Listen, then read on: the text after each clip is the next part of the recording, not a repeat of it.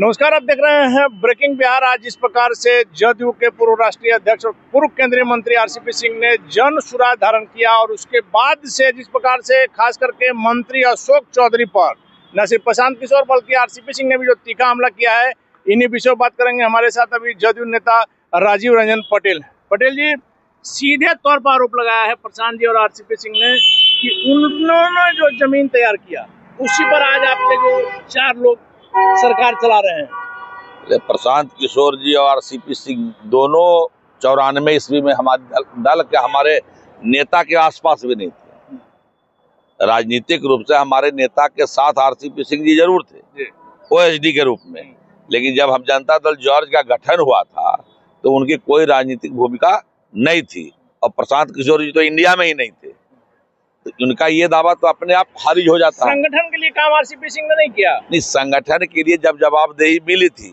तो जवाबदेही तो नीतीश जी भिन्न भिन्न लोगों को देते ही रहते हैं। जिनको हमको जवाबदेही मिली थी, जनता दल यू में युवा जदयू का हम उपाध्यक्ष थे 2005 से 2011 तक लगातार काम कर, जिनको भी मौका मिला, जिनको भी नीतीश कुमार जी ने अवसर दिया, उन लोगों ने काम किया। लेकिन जिनको ज्यादा मौका दे दिया राज्यसभा में इधर उधर, वो ज्यादातर लोग धोखा दे दिए। आप सीधे आरसीपी सिंह को कह रहे हैं? लेकिन जितने भी लोगों को मिलता है मौका, उसमें कई लोगों ने नीतीश कुमार को धोखा देने का काम किया। लेकिन एक और बड़ा दावा है कि अभी जो 4 लोग सरकार चला रहे हैं, हालांकि हम नहीं कर रहे हैं, विरोधी लगातार कर रहे हैं कि मुख्यमंत्री नीतीश कुमार अब शांत है, यही 4 लोग उनके नाम पर सरकार चला रहे हैं। आप समझ रहे हैं कि इन 4 लोगों की मैं बात कर रहा हूँ। उन लोगों को अपने जिलाध्यक्ष का नाम भी बिना पेपर देखे याद नहीं। ये आरोप उनका झूठा आरोप है। बिहार की सरकार नीतीश जी के नेतृत्व में रोज आप देख रहे होंगे कि हमारे नेता कितनी सक्षमता से कल के कल बिहार का पहला मल्टी मॉडल हब जहां पर ही गाड़ियां खुलेगी और जाएगा, खुद ही मुख्यमंत्री ने दिशा निर्देश दिया। कल के कल मुख्यमंत्री जी जा करके करौटा में जो नालंदा जा रहा है बौद्ध सर्किट का रोड, उसका निरीक्षण किया। ये आरोप अपने आप में उनका गलत सिद्ध हो रहा है। जिलाध्यक्ष का नाम आप लोग को याद है कागज पर बिना देखे हुए? एकदम जिलाध्यक्ष का नाम क्यों नहीं याद रहेगा? जो जिस भूमिका में है, आप हमारे प्रदेश अध्यक्ष जी के पास जाइए और एक एक प्रखंड अध्यक्ष कार्यकर्ताओं का नाम 2 मिनट के अंदर बता देंगे। उन्होंने 4 मंत्रियों सीधे तौर पर अशोक चौधरी, विजय चौधरी, इन लोगों का मंत्री का काम मंत्रालय चलाना है कि संगठन के जिलाध्यक्ष का नाम याद रखना है? अभी उनको बुद्धि पर तरस आता है हमको प्रशांत किशोर जी का कि अब हड्डी के डॉक्टर से पूछ रहे हैं जाकर के कि लैब टेस्ट में कैसे होगा। तो मंत्री का काम खुद कह रहे हैं कि मंत्री हैं, तो मंत्री का काम मंत्रालय चलाना है। तो करेंगे, ये लोग सरकार चला रहे हैं। मंत्री सरकार नहीं चलाएगा तो सरकार कौन? प्रशांत सीएम नहीं, सीएम डिसीजन नहीं ले रहे हैं। सर बात घुमाइए नहीं। सीएम के डिसीजन को जमीन पर उतार रहे हैं और बिहार तेजी से तरक्की कर रहा है, यही इन लोगों को खल रहा है। प्रशांत किशोर एक और बड़ा आरोप लगाए हैं कि मुख्यमंत्री नीतीश कुमार ने निश्चित तौर पर बिहार में काम किया और उनको याद रखा जाएगा, लेकिन अगर 3 साल पहले हट गए रहते तो लोग काम के लिए याद करता, अब कुर्सी से चिपकने के लिए याद करेगा। अच्छा, हट जाते उनके कहने से? बिहार की जनता ने उनको चुना है ना। 2020 के चुनाव में एनडीए ने नीतीश कुमार को चेहरा घोषित किया और एनडीए ने नीतीश कुमार को चेहरा घोषित करके जब चुनाव लड़ा और एनडीए को बहुमत मिला, काहे छोड़ देंगे पद? ये प्रशांत किशोर जी अनडेमोक्रेटिक बात कर रहे हैं, अलोकतांत्रिक बात कर रहे हैं। इनको लोकतंत्र में विश्वास नहीं है प्रशांत किशोर जी को। जैसे कल तक आपकी पार्टी का नहीं, जब जो डिक्टेटरशिप वो अपनी पार्टी में कर रहे हैं, उनके ही पार्टी के आनंद मिश्रा जी उनकी पार्टी छोड़ करके एनडीए के पार्ट बीजेपी में आने का उन्होंने हमने देखा है। हमने अलग घूम भी रहे। उनकी ये डिक्टेटरशिप जो है, यही डिक्टेटरशिप उनके पार्टी का भट्ठा बैठा दिया। और देखिए, चुनाव आता है तो बहुत सारी मेंढक जो है एकजुट होने लगता है। मैंने बरसाती में आपका कई लोग बिछड़ेंगे, कई लोग मिलेंगे, कोई आपके सेहत पर कोई फर्क नहीं पड़ेगा। नीतीश कुमार 2005 से सरकार चला रहे हैं, 2025 में भी हमारी सरकार बनेगी और 2025 से 2030 फिर से नीतीश, इसमें कोई बाधा बनने वाला नहीं है। 225 तो आना ही आना है। 200 का आंकड़ा तो हम लोग ऐसे ही एक बार पार कर चुके हैं, इस बार 225 का आंकड़ा हम लोगों का है। अशोक चौधरी पर सीधा आरोप लगाया था प्रशांत जी ने कि पैसा देकर के चिराग पासवान से अपनी बेटी के लिए उन्होंने टिकट खरीदा और अशोक चौधरी ने कहा था कि उनको लीगल नोटिस भेजेंगे, उनके लीगल नोटिस का इंतजार कर रहे हैं। देखिए, लीगल नोटिस भेजेंगे न, अशोक चौधरी जी पर जो वो आरोप लगा रहे हैं ये तो किसी को पता नहीं है, लेकिन वो कई बार स्वीकार कर चुके हैं कि हम पैसा लेकर के चुनावी प्रबंधन करते हैं। वो स्वयं स्वीकार कर चुके हैं। तो ये पैसा का धंधा उनको ज्यादा पता है, इसलिए पैसा का आरोप लगाते हो। पैसे के धंधे में लिप्त रहने वाला व्यक्ति दूसरे पर पैसे का आरोप लगा सकता है। अशोक चौधरी जी और अशोक चौधरी जी के पिताजी, या अशोक चौधरी जी को क्या जानते हैं प्रशांत किशोर जी? कई दिन के आदमी है प्रशांत किशोर।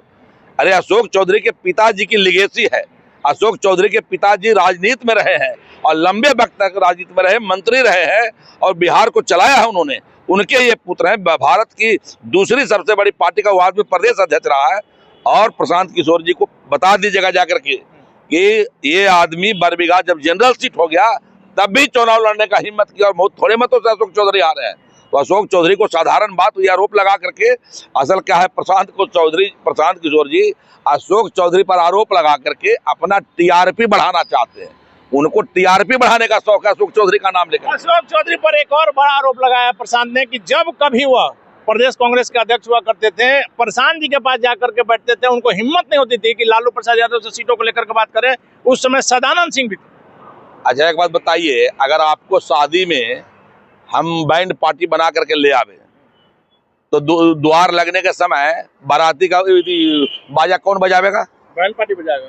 तो इनको काहे लगी पार्टी में हम लोग लाए थे?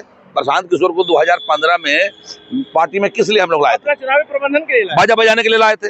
तो जब बाजा बजाने का बारी आवेगा तब पार्टी किसके पास जाएगी? लेकिन अशोक चौधरी पर मेरा सवाल है, आप उसको टाल रहे हैं। अशोक चौधरी को हिम्मत नहीं होती थी कि लालू प्रसाद यादव से बात करें, प्रशांत से विनती करते थे। प्रशांत ने कैमरा पर यह आरोप लगाया। अब देखिए, इस साथ भी ये भी बोल रहे हैं कि अशोक चौधरी जी कहते थे कि वो बड़ी गाली देते हैं, ये भी बोले हैं जी। आपने सुना है? तो जब प्रशांत किशोर जी बोल रहे हैं कि लंपट आदमी है और अशोक चौधरी जी एक सभ्य आदमी है, सभ्य परिवार है, सभ्य संस्कृति के आदमी है, जिनके फादर मंत्री रहे हैं, तो लंपट आदमी से मिलने में थोड़ा दिक्कत होता होगा। तो एक लंपट आदमी से मिलने के लिए दूसरे लंपट को बोला जा रहा था कि आप जाके लंपट मिल लीजिए। मतलब आप प्रशांत जी को लंपट कह रहे हैं? अभी तो लंपट प्रशांत किशोर जी कह रहे हैं लालू जी को, कि प्रशांत किशोर जी कह रहे हैं कि अशोक चौधरी जी लालू जी के गाली के डर से मिलने नहीं जाते थे। तो गाली कौन देता है? तो प्रशांत किशोर जी लालू जी को लंपट कह रहे हैं। तो किसी लंपट को ही मिलने के लिए किसी लंपट ही बात करेगा। अशोक चौधरी को बड़ा आसानी से आपने क्लीन चिट दे दिया। मैं नहीं दे रहा हूँ, बिहार की जनता ने दिया है। चलिए राजीव रंजन जी, एक आखिरी सवाल है। आज आपने देखा होगा पटना के कई जगह पर पोस्टर लगा है। जब एनडीए के घोषित मुख्यमंत्री नीतीश कुमार हैं कि एनडीए का चेहरा यही रहेंगे, मुख्यमंत्री नीतीश कुमार के चेहरे पर ही बिहार विधानसभा का चुनाव लड़ा जाएगा।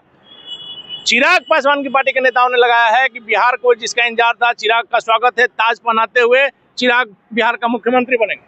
हमने देखिए उस पर मेरा कोई टिप्पणी नहीं है, वो एनडीए के पार्ट हैं। बिहार में बिना नीतीश कुमार के सत्ता की जो कल्पना करेगा, बिहार में बिना नीतीश कुमार के जनता की वोट की जो अपेक्षा करेगा, वो मटिया मेट हो जाएगा, धूल धूसरित हो जाएगा। उसको बिहार की जनता लात मार के भगा देगी, वो चाहे कोई व्यक्ति हो, बगैर नीतीश कुमार के। तो चिराग पासवान से लेकर के प्रशांत किशोर को सीधा जवाब दिया राजीव रंजन पटेल ने, और बिना मुख्यमंत्री नीतीश कुमार के बिहार की सत्ता की कल्पना नहीं की जा सकती है। राजीव रंजन पटेल ने जो आरोप लगाए हैं, इन आरोपों पर रिएक्शन लेंगे प्रशांत किशोर की पार्टी का। फिलहाल बने रहे ब्रेकिंग में अक्सर।